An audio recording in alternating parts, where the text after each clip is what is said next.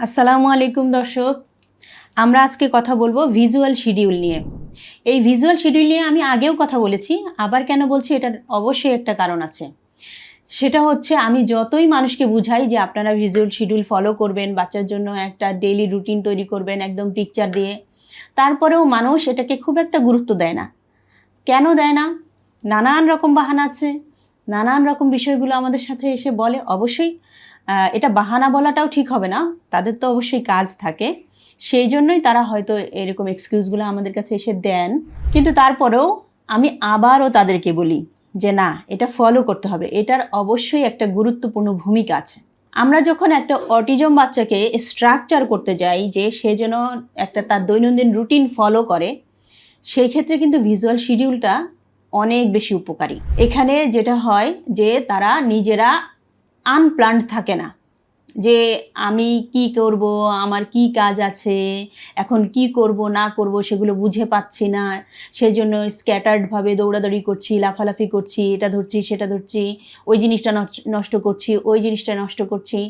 এবং এরকম করার ফলে বাচ্চা যখন অটিজমের সাথে একটু অতি চঞ্চলতাও আছে, এই ধরনের বাচ্চারা যখন এই রকম কাজগুলো কন্টিনিউয়াস করতে থাকে, তখন কিন্তু বাবা মা একটু প্যানিক হয়ে যায় এবং কি করব, কি করা উচিত।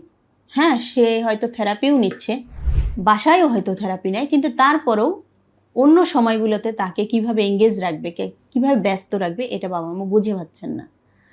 তাহলে এই জন্য কি করতে হবে?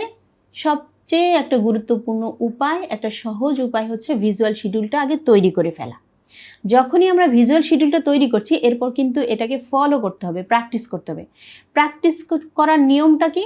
এটা প্র্যাকটিসটা কনসিস্টেন্ট হতে হবে, যে আজকে বাচ্চাকে রুটিনটা দেখালাম, আবার কালকে দেখাচ্ছি না, পরশু দেখাচ্ছি, এরকম হলে হবে না। এটা নিয়মিতভাবেই দেখাতে হবে। আজকে যেমন দেখাচ্ছেন এই কাজের পর এই কাজ, এই কাজের পর এই কাজ, যেমন শিডিউলটাতে আছে, সেরকম প্রতিটা কাজের আগেই আপনাকে যদি নিয়মিত এটা দেখানোর অভ্যাস তৈরি করে ফেলতে পারেন বাচ্চাকে কনসিস্টেন্টলি, তাহলে কি হবে? বাচ্চা আস্তে আস্তে ওটার সাথে অভ্যস্ত হয়ে যাবে এবং ওইভাবে সে চলতে শুরু করবে। আসলে তাকে একটা সুন্দর গোছালো জীবন দেওয়ার জন্যই কিন্তু এই কাজটা অত্যন্ত প্রয়োজন। তাহলে সে নিজেই জানে, তাকে বারবার পুশ করতে হয় না।